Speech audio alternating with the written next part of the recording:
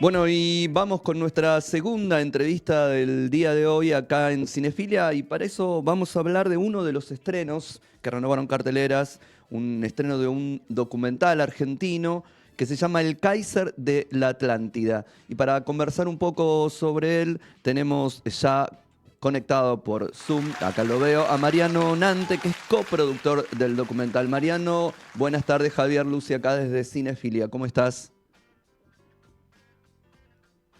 Ay, a ver, espérame un segundito que te veo hablar, pero no te Ahí escucho. voy, Ahí estamos, ahí estamos, ahí estoy. ahí estamos. Bueno, muchísimas gracias por la invitación, un gusto estar charlando contigo. Bueno, Mariano, primero, antes que nada, para comentarles un poquitito a los que todavía no tuvieron la oportunidad de ver El Kaiser de la Atlántida, a ver, un documental que recupera de alguna manera una ópera que se escribió en un campo de concentración en Terezín, Víctor Ullmann, Peter Kane, espero no estar equivocándome, no estoy leyendo los papeles ahora, son sus creadores.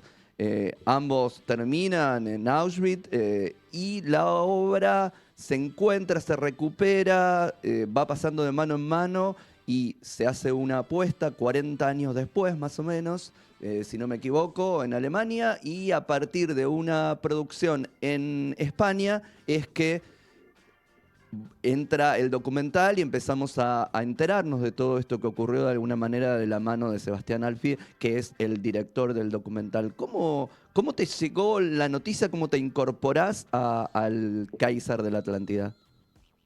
Bueno, como decías vos, Sebastián, el director, Sebastián Alfi, ya tenía la idea de hacer esta película, incluso había empezado a filmar un poquito, y a través de Sebastián lo conocía a Daniel, que es mi socio, con quien tenemos la productora que se llama Rocinante, Daniel Rosenfeld. Daniel Rosenfeld, sí. Eh, y a través de Daniel me llega un día y me dice, este director que está haciendo esta película y me cuenta un poco la historia de esta ópera.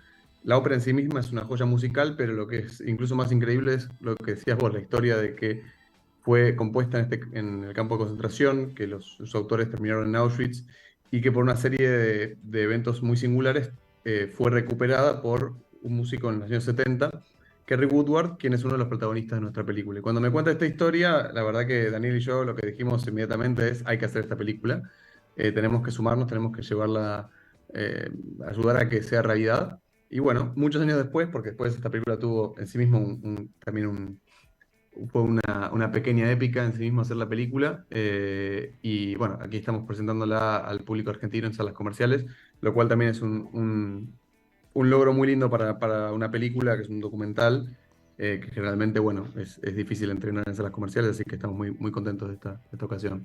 Bueno, ahí ya en tu respuesta me abriste un montón de cosas de las que podemos hablar claramente, porque además no puedo dejar pasar esto que decís, todo lo que significó que fue casi una cuestión épica llevar adelante y terminar de desarrollar y de poder producir el Kaiser de la Atlántida. ¿Qué fue todo eso que fue como complicando o generando determinadas circunstancias para que la película, bueno, termine llegando a destino?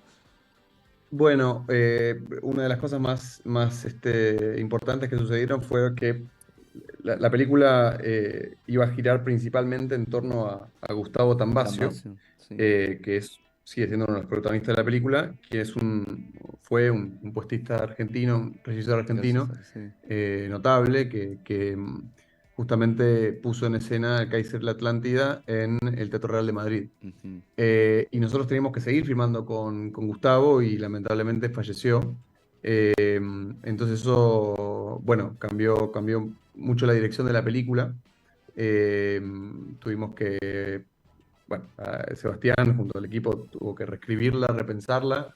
Y lo que íbamos a filmar en Argentina se terminó filmando en Holanda. Y bueno, desde ahí, bueno, todo documental sigue el camino de la realidad, ¿no? Sí.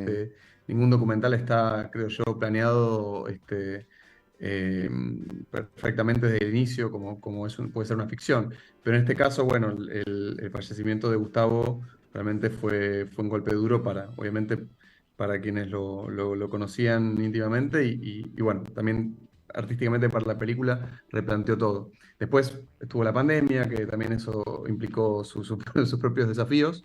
Así que bueno, por eso tardó mucho más años de lo esperado hacer esta película, pero creo que el resultado nos pone a todos muy orgullosos y muy felices de poder presentarla al público ahora. Ustedes, la película ha recorrido un montón de festivales antes de llegar ahora a las pantallas comerciales, y eso es otro tema que vamos a tocar inmediatamente, digo, que fue parte también de tu respuesta y es parte del asombro también cuando uno ve la suerte de que se pueda exhibir en un montón de pantallas. Pero no me quiero ir mucho por ese lado, pero digo, ¿qué pasa con ese público? No sé si tuviste oportunidad de acompañar a la película o por lo menos los que la acompañaron contarte también. ¿Qué significa para el resto del mundo el conocimiento de esta ópera? ¿Cuánto se sabía? ¿Cuánto no? ¿Para cuántos es una sorpresa? ¿Cómo lo reciben? Mira, yo tuve la suerte de estar en algunos de los festivales donde se estrenó. Estuve en el estreno mundial en Málaga, que también fue muy emocionante porque fue la primera vez que Kerry Woodward, quien es, podríamos decir, el protagonista de la película, la vio por primera vez. Mm, Kerry es quien redescubrió la ópera, sí. quien la estrenó, quien la completó con la ayuda de esta medium, Sí, Rosemary Brown. eso es Y maravilloso. es parte de lo lindo que tiene la película, lo singular también. Y fue una ocasión muy especial verla con Kerry y con un público por primera vez, un público que no fueran amigos o parte del equipo, ¿no?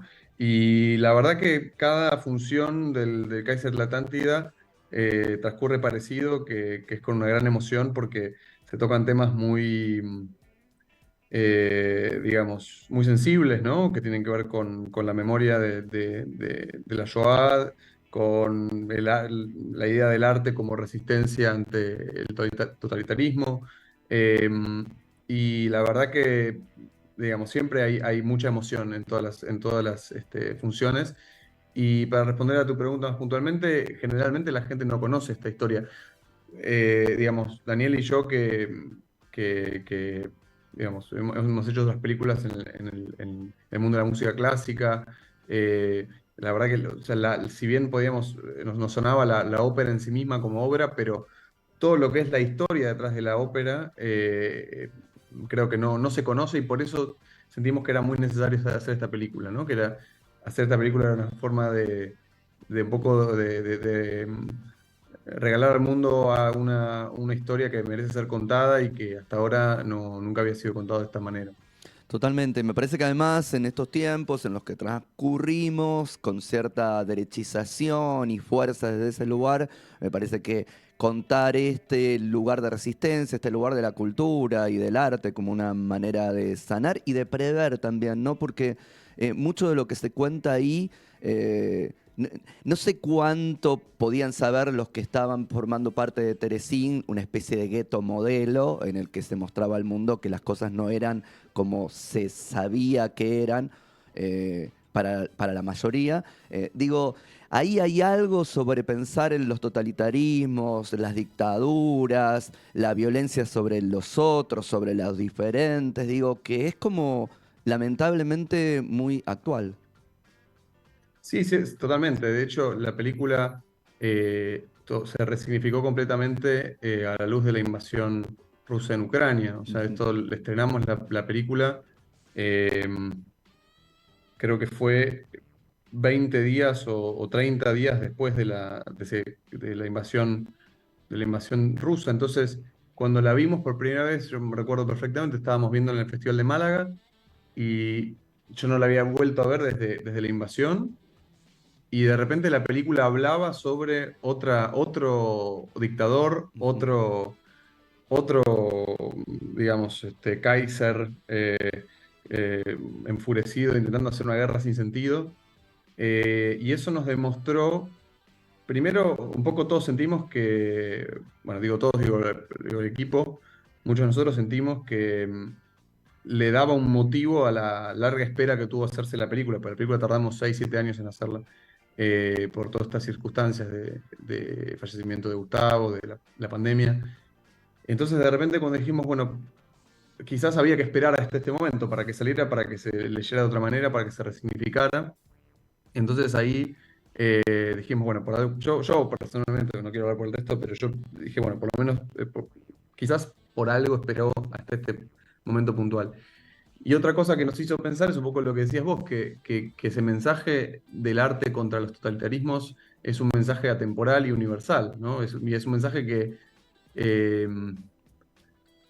sí, es una lección o un llamado que no perece con el tiempo y que necesita ser recordado periódicamente porque lamentablemente siempre hay nuevos dictadores capaces de hacer guerra sin sentido y siempre los artistas tienen ese deber de oponer cierta resistencia escuchándose a sí mismos y, y, mm, y oponer estas resistencias, algunas casi, digamos, imperceptibles, otras enormes, otras a nivel público, otras pequeñas, pero no importa, pero cada artista me parece que desde su lugar tiene que escuchar su voz interior y, y hacer lo que ellos hacen, que es justamente eh, escuchar, digamos, otra campana, ¿no? Y desde su hacer poder oponerse a, bueno, este tipo de regímenes. Así que,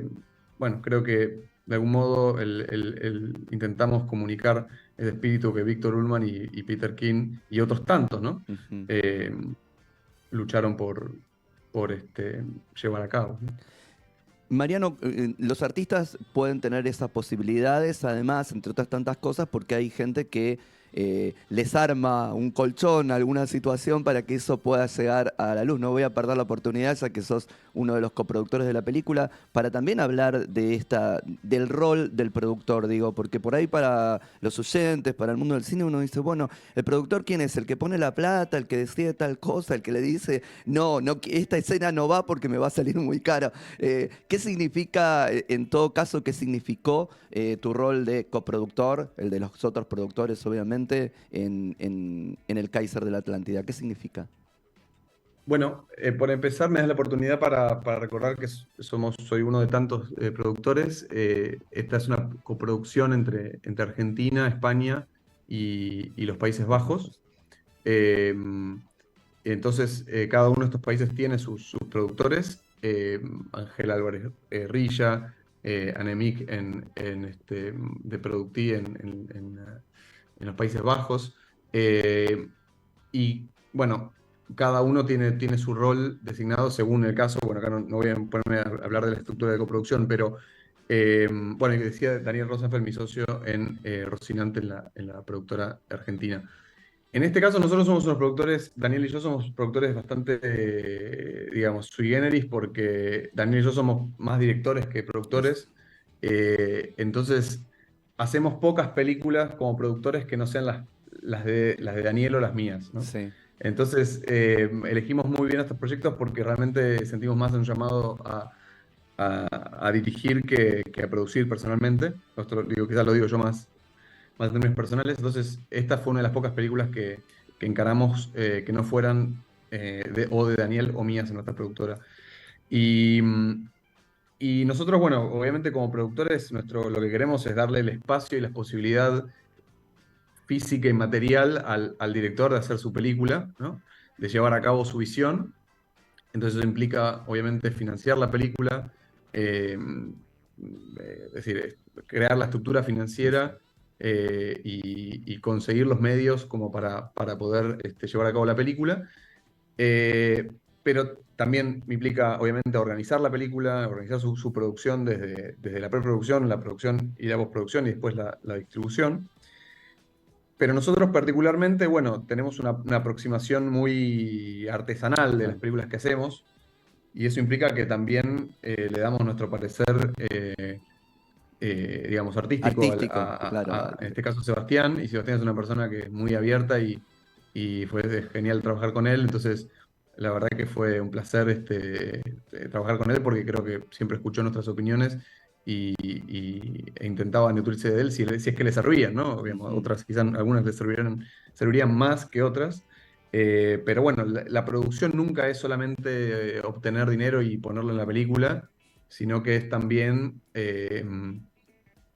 de establecer un marco creativo, de construir equipos, concebir a dónde apuntar la película, a qué públicos hay que mostrarla. Ujú. Y en el proceso, obviamente, siempre uno da su parecer artístico, que es algo que, bueno, que yo como director siempre necesito también una contraparte que pueda ir y Mirando desde afuera, ¿no? conversando conmigo Exacto. en el proceso, porque son Eh, procesos muy largos y con muchos vaivenes, sobre todo, bueno, este en particular fue muy largo. Así que bueno, básicamente, no sé si respondí a la pregunta, Sí, pero sí, sí, sí. hacemos un poco de todo como productores. Exactamente, respondiste y es para también sacar un poco de los mitos que se construyen y está bien que se construyan, digo, uno lo toca, el que va a ver una película, mira la película y no sabe en todo caso los roles de cada uno, Claro. así que está bueno también tener la posibilidad de que un director que además justo ahora hace productor cuente un poquitito qué significa eso. Pero hay algo que no quería dejar de decir antes de terminar de charlar con vos, Mariano, que tiene que ver con la posibilidad de que un documental tenga las salas que tiene, que han conseguido en el que se exhiban. Y eso en estos tiempos, para todo el cine, para un cine de autor, para un cine por afuera del mainstream, para un cine argentino, es un logro. Sí, la verdad que estamos muy contentos, orgullosos de poder presentar una película de estas características en salas comerciales. Eh, Tengo que agradecer obviamente la labor de Cinetren, nuestros distribuidores que hicieron esto posible, y obviamente a los exhibidores que se animaron a mostrar una película de estas características en un momento en el que las salas de arte están en total crisis y que cada vez es más difícil, hay cada vez hay menos espacio para películas que no son del mainstream, ¿no? Ujú. Eh, para nosotros es una gran emoción, creemos que este tipo de películas están hechas para ver en cine y que los espectadores van a tener otro tipo de experiencia. Sí.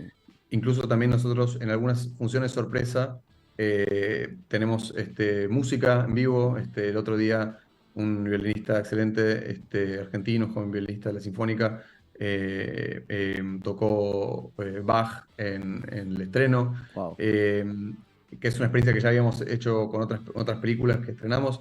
Y la verdad que es algo bueno, que le añade también una capa, pero bueno, al margen de eso, la experiencia de ver una pantalla grande y también en comunión con otras personas hace que sea otro tipo de experiencia y que se genere una energía muy particular, ¿no? De compartir, de compartir en comunidad eh, y de emocionarse juntos con personas que uno puede, no, obviamente quizás no conoce, pero me parece parte esencial del fenómeno que amamos los que somos cinéfilos, ¿no? Sí, totalmente. Mira, a ver, el ritual del cine acá, todos los decimos, aprovecho todos los sábados para decirlo, ver cine en el cine, en una sala a oscuras, con gente que no conoces. Dijiste casi todas las cosas que yo en general suelo decir, sin el teléfono, sin el timbre, sin que nadie te llegue a golpear la puerta, ni que vos aproveches porque me dio un poco de sed y me voy a la ladera. Digo, nada de eso. En una sala, la experiencia y el ritual del cine, por favor, que no se pierda es algo que no solo nosotros como cinéfilos, sino que creo que todos deberían experimentar y van a saber exactamente qué es, en todo caso, el cine. ¿Tenés por ahí las salas, o te estoy complicando, donde se puede ver, o Sí, por lo sí. menos los lugares? En Buenos Aires tenemos Patio Bullrich, Ujú. eh, y Atlas Patio Bullrich y Atlas Caballito. Exacto, Y también en Ciudad de Buenos Aires tenemos el Multiplex de Belgrano. sí. Luego en Gran Buenos Aires está en Quilmes y Moreno Hoyts, y en Showcase Norte y Showcase Aedo. Ujú. Y luego está Y en en Cinépolis Avellaneda, Avellaneda, exacto, Cinépolis, sí. y está también en Cinépolis Rosario, en Santa Fe. Santa Fe, sí. Y después están dos cines de Mar del Plata muy lindos, Ujú. el Aldrey y el Diagonal, ambos son Cinema Center. Así que Exactamente. bueno, estamos felices porque es una muy lindas salas, muy linda salida. Así que bueno, esperemos que la gente vaya y se emocione con sus compañeros de sala. Totalmente, sí, vayan, aprovechen, emocionense, conozcan esta especie de anécdota que es muy increíble también lo que significa, ver la apuesta, ver todo lo que hizo en todo caso Sebastián, hacer animación, entrevistas, contar la historia desde un montón de lugares. La verdad es que vale la pena ir al cine a ver El Kaiser de la Atlántida. Mariano, muchas gracias por este tiempo acá con Cinefilo y felicitaciones. Muchísimas gracias por el espacio y bueno, espero que la vayan a ver y nos escucharon. Gracias. Un abrazo. Y nos vamos con nuestro segundo tema del día de hoy, que es Chandelier, el tema de Sia, integrante de la banda sonora de Háblame. Party girls, don't get hurt, can't feel anything. When will I